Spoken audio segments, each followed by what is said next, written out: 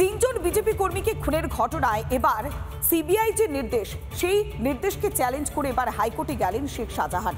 2019-এ BJP কর্মীদেরকে খুন করা হয়েছিল, আর সেখানেই নাম উঠে এসেছিল শেখ শাহজাহানের।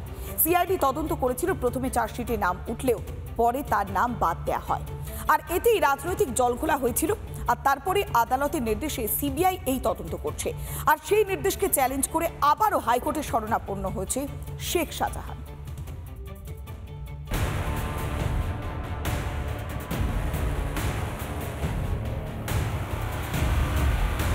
2019 সালে সন্দেশখালীতে 3 বিজেপি কর্মী খুনের ঘটনায় সিবিআই তদন্তের নির্দেশ আগেই দিয়েছে কলকাতা হাইকোর্ট। ওই বছরই 6 জুন 3 বিজেপি কর্মী প্রদীপ মণ্ডল, দেবদাস এবং সুকান্ত মণ্ডলকে হত্যার পর দেহ লোপাট করে দেওয়া হয় বলে অভিযোগ ওঠে। দায়ের হওয়া দুটি মামলাতেই মূল অভিযুক্ত হিসেবে তৃণমূল কংগ্রেস নেতা শেখ শাহজাহানের নাম উঠে আসে। কলকাতা হাইকোর্টের নির্দেশেই সিআইডির প্রভাবিত তদন্ত বাতিল হয়ে যায়। মামলায় সিবিআই তদন্তের নির্দেশ দেয় আদালত। এবার সেই মামলায় সিবিআই তদন্তের নির্দেশকে চ্যালেঞ্জ করে মামলা শেখ শাহজাহানের। পদ্মা মণ্ডল এবং সুপ্রিয়া মণ্ডলের দায়ের করা মামলায় কলকাতা হাইকোর্টের তরফ থেকে ইতিমধ্যেই তদন্তভার সিবিআইকে হস্তান্তর করা হয়েছে। সেই মামলায় সিবিআই ইতিমধ্যে তদন্তও শুরু করেছে।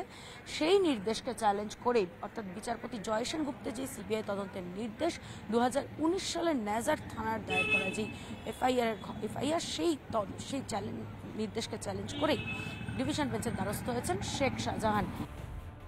কেন শেখ শাহজাহানকে পদ্মা মণ্ডল এবং সুপ্রিয়া মণ্ডলের দায়ের করা মামলায় যুক্ত করা হয়নি তা জানতে চায় কলকাতা হাইকোর্টের ডিভিশন বেঞ্চ। রাজনৈতিক উদ্দেশ্য প্রণীত বলে পাল্টা দাবি করেন শাহজাহানের আইনজীবী।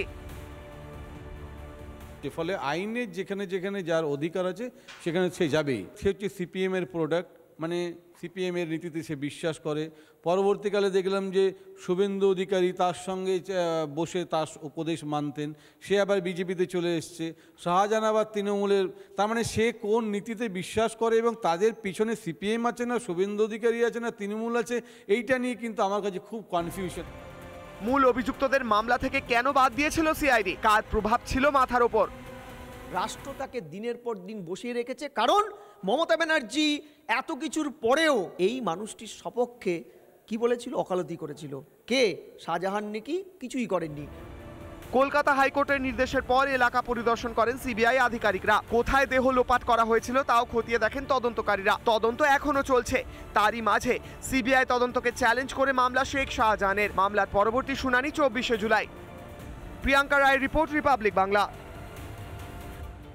নানা ধরনের কন্টেন্ট দেখার জন্য লাইক করুন, শেয়ার করুন আমাদের ফেসবুক পেজ, সাবস্ক্রাইব করুন আমাদের ইউটিউব চ্যানেল।